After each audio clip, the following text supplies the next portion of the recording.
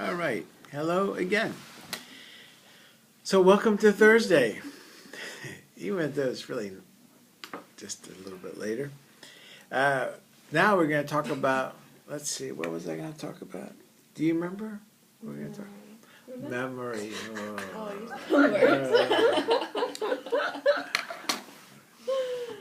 I'm not very good. I'm sorry. One of these days I'll get it better, but we're all going to talk about memory. All right. And the focus not only is about memory, but also about how the brain plays a role in all this. So some of the things I'm going to talk about for a little bit are more traditional, classical, if you will, and then we're going to go into the specifics of memory as it relates to the brain. And I'm particularly interested in how people forget. So let's talk about a very simple way. I'm not sure that people that do memory research would agree, but for our purposes, we're going to go ahead and describe memory as two kinds. One is short-term and one is long-term. People often talk about declarative and non-declarative memory, and even though I think that's obviously correct and even probably better to capture the concept of memory, for the purposes of neuropsychological research and understanding, we primarily focus on short-term and long-term. I don't know if you remember this from earlier studies or discussions, but Sam, what do you remember your telephone number? Or what's the school's number? Do you know the school's number? No. 962-3000. Okay, that's short-term, or is it long-term? Or how about this one? 962-3812. Did you get that? What is that? 9623812. Okay, good. That's short term because it's just a matter of just a little bit of time. In other words, I tell you the number, and then you tell it back to me. And you notice, by the way, that it's how long is it? 7 numbers. Mm-hmm. Why is it 7? You ever wonder why? Is that like some sort of magic number? It's a magic number. It's a work of Miller, who was at Princeton and talked about the so-called 7 plus or minus 2. For short term, we can probably handle maybe 9, but maybe 5, but more than that is real problematic. And in fact, if you want to test this hypothesis out, why don't you call, like directory assistance or something like that, and they give you a number, and then you call it, and it's busy, or it doesn't pick up, and then you got to call it again, and you got to call it again. And how many times do you call it before you dial the wrong number? Because that's short term. In other words, if you don't do something with it, it just goes away. It's not intended to be there for a long period of time. If it is intended to be for a long period of time, we call that long-term memory. And now the question becomes, how do you go from short-term to long-term? By the way, what was that number again? Do you remember? 9623812. Oh my, you guys, Is it your I think number? I think we have brain damage going on here. What is that number? There's 6 in it. Yeah, is there a 6 in it? 962-3812. That's my office number here. Okay. Now, you didn't store it to long term because why? You can Google it. Well, you didn't. I just told you a number. You didn't even know what it meant. I don't need it. You don't. Well, you don't need it. We'll talk about that. But if it's important, then you put it into long term, and that is something that you'll use over and over again. Now, this is stupid, but I'm going to make a philosophical point about long-term memory.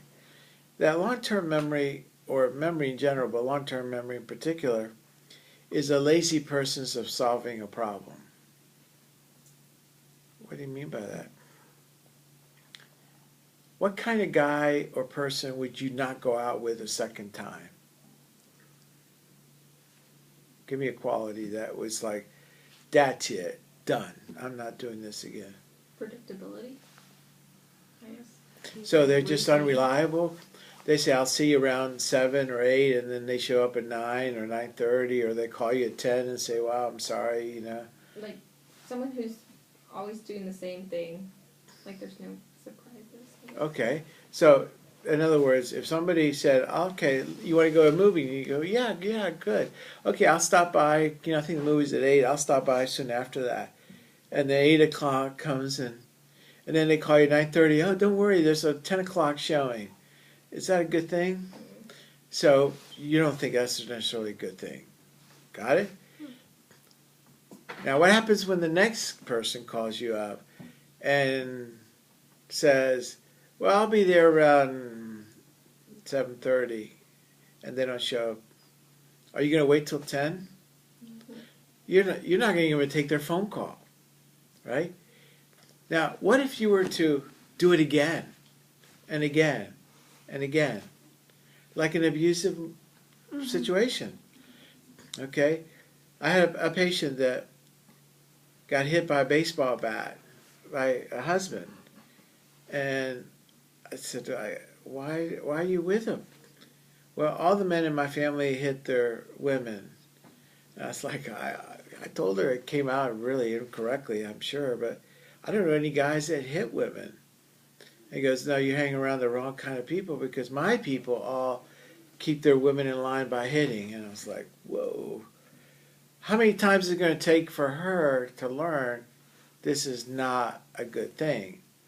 How many times? Well, she obviously has a problem with remembering in many ways, because I'm sure there must have been other people in her life that were kind to her and did not do this. So in some cases, you know, we just simply forget. So let's talk a little bit about how do we go from short-term to long-term. How do you do that? What are some things that increase the likelihood? What if I told you a different telephone number that will give you a good tip to lottery tickets or to whatever, something really important? Would you tend to remember? You didn't remember the number. Why is that? It didn't mean anything. And no reason. So meaning is really good. Okay? What else can you do to increase the likelihood that you go from short-term to long-term? It's important to me. Okay, anything else? Repetition. Repetition. That's why when they say the number you're supposed to call is 9, blah, blah, blah, and I said 9963812, 9663812, 966. I figure if I do it over and over again, eventually, you do it over and over again. But there's a U shape, okay? That too little is not so good, and maybe too much is not so good. Would other things help improve the likelihood that you? So, repetition, meaning, anything else? Like writing it like a physical muscle. Some kind of cueing, so, you know, like I remember I knew this person's, they had a long nose, and the last name was Longnecker. So long nose, long necker, you know, it's not neck, long nose, all the same. So some kind of ditty. Here's another one that maybe is more useful for a class like this. There's something called cranial nerves, which basically are the way that the brain connects to the world, and the way there's a bunch of them. And the ditty is an old Olympus' towering tops of fin, and a Swiss viewed some hops.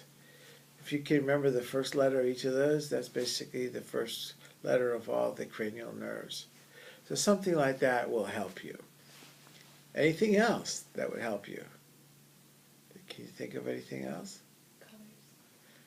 Colors? So associating and matching it, like I said earlier, yeah, that's not a bad thing. Getting reinforced, associating, as we talked about. Okay.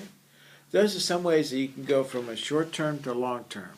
Now, let's talk about things that will help you forget. So, let's go to Sam. And Sam, how do you lose that loving feeling? You lost that loving feeling. How do you do that? Like distract myself. So distraction is a good one. Things get in the way. Okay. So the last thing you want between, an exam and the hours that you studied is some major crisis, like your boyfriend saying, "I'm thinking about leaving you." That is a distraction. That's obtrusive. That's no good. What else? Maybe you're sleep deprived. Or you don't- Okay, so sleep is a big issue. Yeah, no question. Anything else? I'm hungry. Hunger? I'm with you.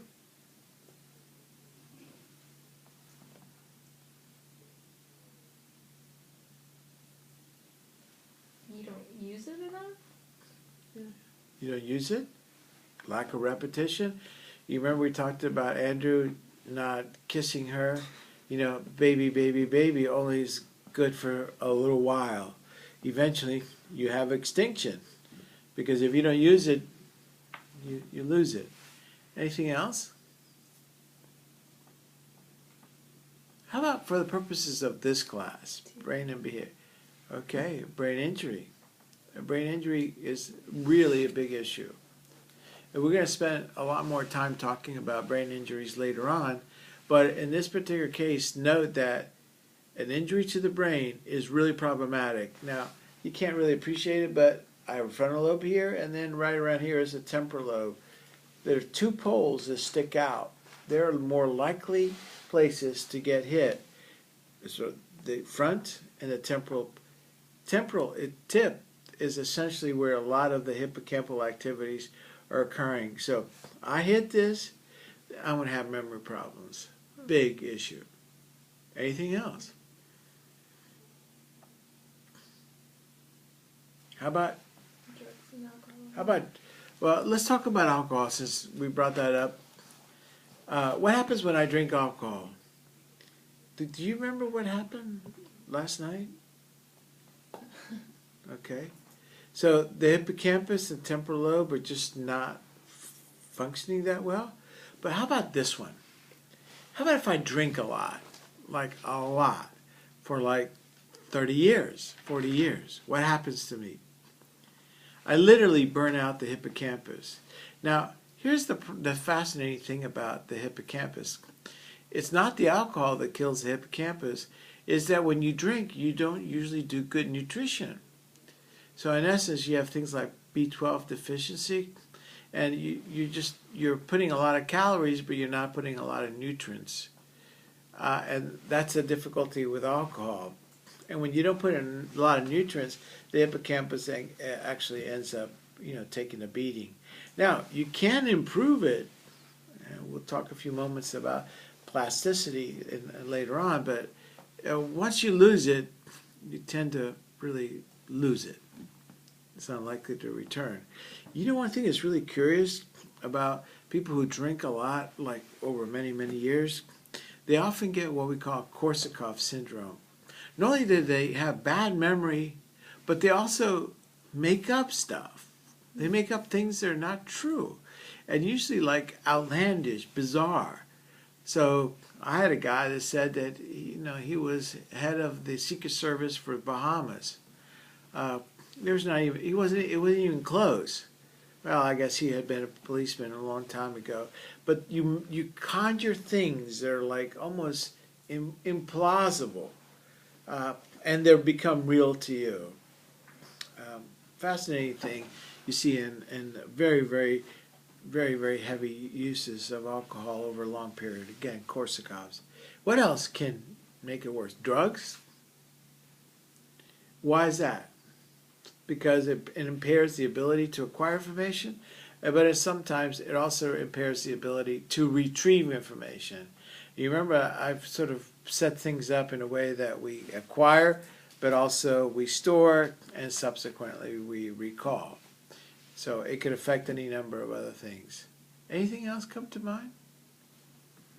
Neurodegenerative diseases. Okay, let's talk real quickly about it, and then we'll talk also about developmental issues. And then I'm going to sort of pick a few of these and go into slightly more detail. Okay, the neurodegenerative issues, like what? What kind? Alzheimer's, Alzheimer's? dementia. Dementia? And we'll talk about those in the third part of the semester. But essentially what happens in all those, that you lose cortical mass, you have neurofibrils sort of getting in the way, or in the case of vascular dementia, which we'll talk about, you actually have a series of mini strokes. And each of those situations decrease the way that the brain is able to go. Now, here's the part that's interesting, and I want to sort of shift our focus just for a little while on the flip side, and that is, what about the business of what we might call, I'm not sure it would be appropriate, but let's call it just unable to recall information in a very, very simple sort of way. How is it that that happens? What's going on here? And in the case of the neurodegenerative disorders, specifically Alzheimer's, the ability to recall information, it's a bit complicated, because what happens is a person who has dementia says they can't learn, but more importantly, the issue is they can learn, they just can't retrieve. Let me give you a little experiment. If you take a person with dementia and teach them a list of words, like 10 words, when you finish that list, you ask them to reply back saying, I have a list of 10 words, and they're paired, like black, white, tall, short, green, tree, whatever. And then you list them, you list the first 10 words, and you ask them to remember the second 10 words. They won't be able to do so. However, if you cue them, and you say green, and you say tall, skinny, they might be able to get it. But the other thing that's fascinating is, if you put electrodes on the brain, and you measure spiking activity, they will recognize what's going on. They just can't recall it. So in many ways, learning can occur in these demented persons. They just can't basically recall the information. So the storage is possible. The retrieval is really what's problematic. And that itself is a fascinating thing, because theoretically, we think of it as not learning and not recalling. It's just simply not recalling, which you can't help cue accordingly. Now, along those lines, let's go a little further and ask this question. Is this recoverable? Can we recover this kind of thing? And can we train the brain to find the right place? Is that possible? Can you? For like dementia? For dementia. What do you think? Probably not. Well, maybe. I mean, I know there's a lot of chemistry going. Okay. Let's keep that in the back of your mind, because for the next little bit, I want to talk about recovery or plasticity in a minute. But let's talk for a few moments about the idea that maybe it just depends a little bit on where in the developmental cycle you're at. So let's talk about memory and the developmental cycle. Okay, and let's start with this question. And this is sort of a tough question, but see if you can help me out. When's the first memory that you remember? Can you remember? What was it and how old were you? There's two. I don't know which came first. Me playing in a sandbox at a daycare. Okay. And then my mom and I sitting in the hallway eating cereal. How old do you think you were at the time? I think I was 3. 3? How about y'all? 3 is an early. Because I hear a lot of stories, so it's hard to differentiate. Was that me remembering it? Or was that you remembering? being told?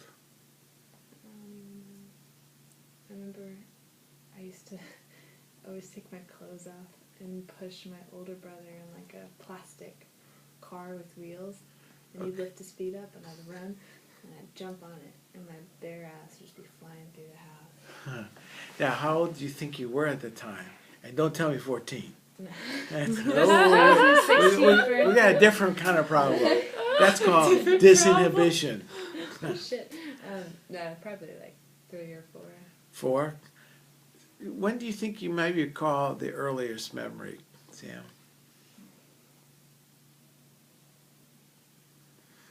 I don't know. I'd say I don't really remember my childhood. So- When I was 13. So my grandson, who is now 8 months old, can remember me, but I don't think he can remember that he can remember me. Does that make sense? So, for example, he can recognize me. You know, when I get on the iPad, he can recognize me, but can he recall me? Does he dream about you? Does he dream? I don't think so. Oh, I mean, dream's I mean, I hope he can recall me, but I mean, it's wishful, but I don't think so. So all things being equal, for a little baby, they can recognize, but they can't necessarily recall. So I'm sure that when you were a little kid and your dad or mom came in, you smiled. But I mean, that's them coming in. Now, if I said, okay, you have no language now, you're 3 or 4, and you say to this kid, explain to me who is the most important person in your life, I'm not sure that they could be in a position to recall a lot of information. They might say my dad, but why is that? Because they're in a position to recognize, but not necessarily to recall. And the fascinating thing, if they did, if I asked them at the age of 8, what did you say about your mom at the age of 4, they would definitely not be able to recall it. And here's the part that's kind of curious. Do you think that if I cannot recall the way I thought about my mom at the age of 4, do you think that I have an early adverse childhood experience that could screw me up? Let's say that my mom or dad sexually abused me as a young child. What's the possibility that I may be in trouble as an adult? And isn't that fascinating that you may not be able to recall the abuse, but the residual follows? So, in other words, okay, tell me, who abused you? Well, it was my uncle. He abused me between the ages of 3 and 6, and this is how he did it. It doesn't work that way. But if I'm abused, I may have problems in developing relationships with people later on in life. So you can't recall, but the residuals are negative. That's why we're so concerned about the welfare of children, because the long-term effects of a bad memory are substantial, even though you may not be able to recall it well. Now, let's go to the other end of the spectrum, because roughly about 5, 6, 7, you should be in a position to recall regularly. In fact, let's go back to y'all. When is the first time that you think you can recall memories without much difficulty? Like elementary school, 6. 6? How about you, Colby?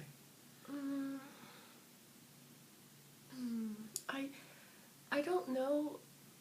I always really loved Disney, like music and movies, and those I was just like, and I So wanted how to. old? 5. And you? 5, 6, 7, something like that? Okay, so you could probably recall information at 2, 3, 4. Even as a baby, babies will smile when they see, somebody recognizable. But like later on, say, tell me about that experience. They can't, because they haven't been able to store it in a way that they recall it. It makes sense. But about 5, 6, or 7, you're in good shape. When do you think people like me should have problems? Wouldn't it be individual basis? Well, I realize that. How about this? Let's go decades. In my 50s, should I have memory problems? If I do, it's an early onset disorder. One of my brother's friends, in fact, his best friend, was a surgeon, and he started losing sponges in the OR. And by 55, he was diagnosed with Alzheimer's. By 60, he was dead. The earlier the memory loss, the more likely you're going to end up dying quickly. So 50s, be rare. 60s, I'm 66. Don't tell me. You got like 4 more years. And that's it? And then 70 is done? Wasn't it? It depends on male or female. Right? What do you Or mean? Slightly. You mean to tell me the females again are throwing us around like yo-yos? We've had a workout. Like we've kept our exhausted. You're trying to tell the males never got around to thinking? 60s, some. 70s, substantially more. 80s, a lot more. 90s, some more. Now, here's an interesting thing. By the time you get into your 90s, you should have significant memory problems. Maybe like 75, 80% or more. But not everybody has it. Okay? And here's another question. Let's take my situation in the 60s. If I have some mild cognitive impairment, is what the technical term, mild cognitive impairment. If I have mild cognitive impairment in my 60s, what's the likelihood that I will develop dementia? It's increased. Maybe twice as likely. So if I have some memory problems, I'll probably get dementia. But it's not assured that I'll get dementia. As a matter of fact, if I have some memory problems in my 60s, can I do certain things to improve it? Like what? What are some things that could stave off the development of dementia? I could learn a new skill. Or I could Keep learning. exercise. Keep learning. As a matter of fact, what do you think is the best prophylactic, especially as a younger person, to avoid dementia or memory disorders? By the way, dementia means rapid aging in Latin, and specifically, you really are focusing primarily on a disorder that's very, very, very often associated exclusively, if not primarily, with memory problems. What can I do in your age group, for example, that will decrease the likelihood of me getting demented in the 60s and 70s? Education. Keep going to school. Keep going to school. There's a fascinating study on nuns that, are you familiar with the nun study? And where they have actually gone ahead and figured out that, if you're careful, you lead a clean life, so to speak, you avoid dementia. It's a fascinating situation. What else can I do to decrease the likelihood of memory problems? If you have diabetes, control it. Hypertension and diabetes are like bad news, because you put those two together, especially with certain ethnic groups like African Americans, poverty, African Americans, hypertension and diabetes, 60s, bad news. And then you throw in some chitlings, and you're a done deal. You know what chitlings are? Fried pork rinds or fried skin. Yeah. Those children. I thought children was like, damn it, Jay, kids. no, it's actually, you fry skin. Yeah. Tastes really great. You should check it out. Chicharrones. Chicharrones. I don't know. Chicharrones. Yeah, yeah. You throw a little extra salt, and it's super tasty. But, you're going to end up having a bunch of strokes later on. So, that's clog artery city. So, clean living, healthy lifestyle, physical activity, mental activity. The last thing you want to do is retire and watch TV, become sedentary. Those things are going to likely to push you over the edge. How about depression? Will depression increase the likelihood of my memory? As a matter of fact, this is fascinating that and you get older and you have intractable depression, it starts looking like dementia. The difference between one and the other is like, half of one, six of the other, because half a dozen of the others, because it's like irrelevant. They emerge very much like the same way.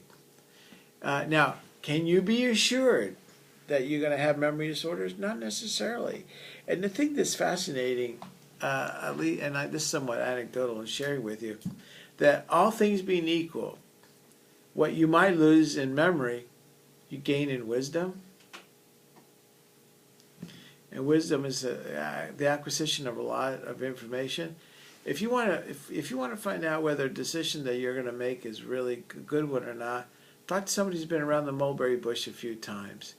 There's no reason to deny the obvious, and that is that you have the ability to fix problems. Now, in case you forgot, early in our discussions, we said that memory, and learning for that matter, was a lazy person's way of problem solving. Well, if you lose memory but you become a great problem solver, well, maybe that's not such a bad option. But those are the two sides of the coin, memory and problem solving. Now, if you have both of them, you're in great shape. All right, for a few more minutes, let's now discuss what the hell. I forgot. What is it I was going to discuss? And how can I get better at it? How do you do it? Can I improve my memory? You keep training, reinforcing, or building new neural pathways Well, we talked about some of the things that you could do to prevent. to prevent, But it turns out that what you can do to prevent sometimes is also useful to improve. We have historically thought this, that when you have a problem, especially a memory problem, like for example after a stroke, the rehabilitation is 6 to 12 months. Well, it turns out that the people in Russia that do work on this believe that rehabilitation is all your life. So what you can do to improve or reduce your memory problems is also what you can do to improve it once it's in bad shape. And I do think there's a particular window of opportunity. That window is roughly 1 year, 6 to 12 months. But it doesn't mean that you cannot recover some of your abilities. And we now know, for example, that if you're a drinker and your memory is affected, if you stop drinking, your memory will improve. So there's all kinds of things you can do. But here's a big question. Is the brain regenerable? In other words, if I have a memory problem, can I take care of business by, can I do stem cells? Well, it turns out that you can do stem cells. You can put stem cells in the brain, and the brain does grow new cells. That's the good news. You know what the bad news is? Your memory still sucks. So your memory is, I don't know how you feel, but I don't really care what my brain is like. I care what my function is like. Does that make sense? In other words, what I end up doing is more important than how my brain is. I don't care if I'm 5'6" or 6'6". It's how high can I jump? That's the bottom line. It's not like how tall I am. Same thing here. I don't really care what my brain is. It's what I do with it that's important. And this is a major difficulty. So along those lines, what else do you think I can do? I can't do stem cells. Can I do cognitive rehabilitation? All right. What's cognitive rehabilitation? Cognitive rehabilitation is the ability to relearn from the problems that you're having at the present time. And typically what you have is something like a stroke or like a head injury, and my memory's not good. I can't remember it. So what do? We basically do the following: simple, paced, repetitive. Simple, paced, repetitive, with plenty of opportunities to rest in between. If you repeat things over and over in a way, sooner or later you'll be able to recover. This is the case, for example, of speech therapy. If you ever see someone with a stroke in speech therapy, it's nothing more than simple, repetitive, spaced activities over a long period of time. Over and over, repeating it with some rest in between is the way that you can do this. But you remember what I said earlier, the 6 to 12 months is usually the period where you can recover a lot of these lost memory functions, and it becomes plausible, though less likely, over time. And the difficulty that we have here is that if you wait too long, the recovery is going to be very, very limited, very, very poor. So another way to look at this is the following: that the recovery of memory is most likely to occur soon after the incident, and the window of opportunity begins to shut down about 12 months later, less likely that someone will improve. Is it possible? Yes. Is it likely? Less so. So the sooner you can get into the business of rehabilitating the patient, the better. Now, having said that, there is clearly no guarantee. Now, the flip side of, if you will, reintegrating into a model which you can recover your memory, you can let go of that after a period of time and say, okay, I'm no longer going to recover. Now I'm going to adapt. And in this case, I find myself in the circumstance, my memory is not very good, but I need to do something about it. So instead of worrying about how much memory I'm going to get back, I structure my life in a way that I can improve my lot. Any ideas? Like on how to do that? Yeah. I kind of had to do that after a bad concussion from a car accident. And I take Synthroid every morning because I got my thyroid removed.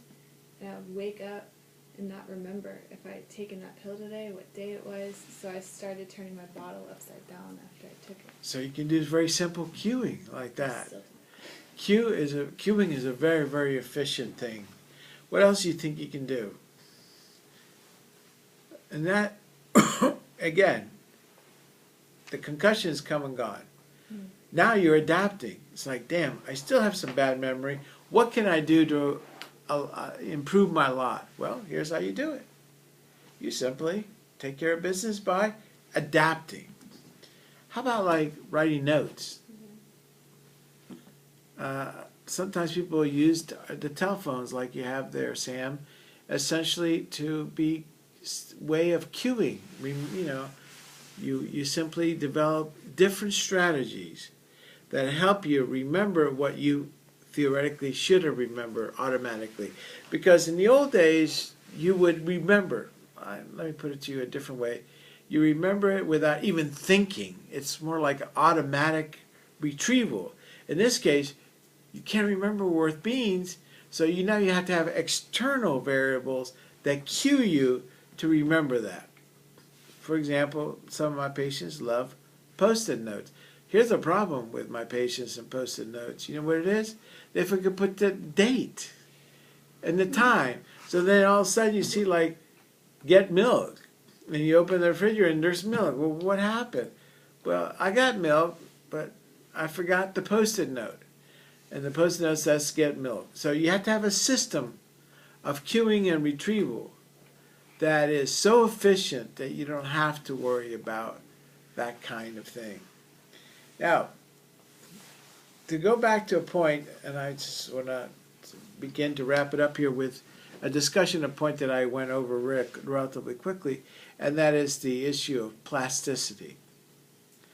If I break my bone here, and I set it, conceivably not only is my bone going to heal itself, but honestly, it would actually heal itself stronger than it was before. So what is it that if I lose my memory, I'm not going to be in a position to get it back? What happens? Well, if you lose memory because of some kind of brain injury, as you know, the issue is that the glial cells populate that area, prevent that area from growing, and as a consequence, you have to very quickly, after a few months, which is what we've said earlier, you move from the act of recovery to the act of adapting. And that really is the alternative that you have. The brain itself is not as plastic as we would like. Plastic is the ability to heal itself. The rest of the body does. And in case you forgot from our earlier discussions, this all has to do with glial cells. As soon as something is injured, as in the case of multiple sclerosis, certain cells go after the myelin. When the myelin gets eaten up, that's pretty much the end of the story. That cell is probably going to die as a consequence. So we cannot grow new cells because the glial cells populate the area that has been injured, and the likelihood of recovery of function becomes exceedingly small. And there's really no whole lot that you can do about it. You can have the recovery of function by nerve growth, but you don't have it in the brain. And in case you forgot, if you have 4 fibers over here, 4 fibers, and this is 1 to 1, 2 to 2, and 3 to 3, and 4 to 4, if you have some kind of injury that results in a reversal or some variation of the theme, you don't have the nerve fibers finding each other and connecting. It's very, very complicated, and sometimes they don't connect because of the glial cells. So even though I'm a great fan of the concept of plasticity, it is, at least in my view, disappointing to know that the brain itself doesn't heal itself.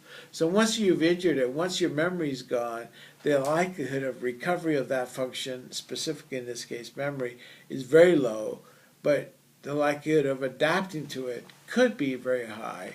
And that's what hopefully you're achieving in this particular goal. Otherwise, you'll get frustrated, it won't happen. All right, so I think at this juncture now we can revisit this week's worth of lecture. We talked about the attention, the primarily focusing, the acquisition of information, and finally the memory of information. This is all information, if you will, that come. It makes no sense in some ways to talk about it in several different discrete fashions because they're all combined. Memory is a complex system of domains involving both the peripheral, if you will, the diencephalic and the cerebral, all come together to find a unified function. Otherwise, you end up having a disconnection syndrome when you can maybe remember one thing but not recall it, or recall it but don't necessarily acquire it. You want all aspects to be in unison and in flow, and that is how you have a viable memory system. All right, so at this particular juncture, I think we've covered learning and memory fairly well. These have been relatively short classes, partially because of the limitations of our storage unit. But for now, thank you. We'll see you on Tuesday. Tuesday, we will discuss intelligence, and Thursday, we'll discuss consciousness. We'll have the second exam, the Tuesday after that, I think it's the 13th. So look forward to seeing you very soon. I think I will have access to my email. If you have any questions, please send them along. Until then, thank you for listening, whether you're real in the classroom or fake in cyber world. I'm glad you were here. See you soon. Bye-bye.